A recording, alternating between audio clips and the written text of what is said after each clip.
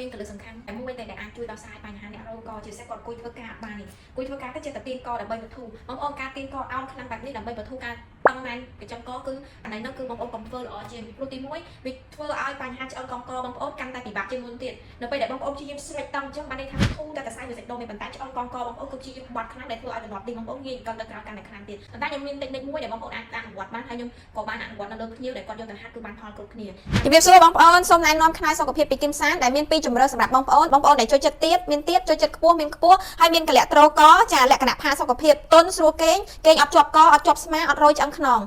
វិធីទី1គឺបងប្អូនតង់ខាងឆ្វេងក៏យើងត្រូវធ្វើទាំងពីរដែរប៉ុន្តែយើងផ្ដោតលើខាងឆ្វេងចាខាងឆ្វេងយើងយកដៃឆ្វេងចាពាត់មកក្រោយហើយបងប្អូនអោនកបន្តិចហើយបងប្អូនយកដៃស្ដាំចាចាប់ឲ្យកន្លែងនេះលើតិចនេះបន្តិចនេះហើយបងប្អូនងាក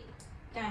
បងប្អូនរាប់ទុករយៈពេល20វិនាទីចាបងប្អូននឹងឃើញភាពតង់ពីនេះមករហូតដល់ស្មានឹងតែម្ដងចាដកដង្ហើមជញ្ជោវិញហើយដល់ពេលដែលបងប្អូនធ្វើហើយគឺមានអារម្មណ៍ធូរស្បើយតែម្ដងហើយយើងអនុវត្តខាងស្ដាំដូចគ្នាអញ្ចឹងអោនក្បាលបន្តិចហើយយើងយកដៃទាញចាហើយទុករយៈពេល20វិនាទីដូចគ្នាបងប្អូនអាចធ្វើ3ទៅ5ជុំក្នុងករណីដែលបងប្អូនមានស្ថានភាពតឹងហ្នឹងចាអរគុណ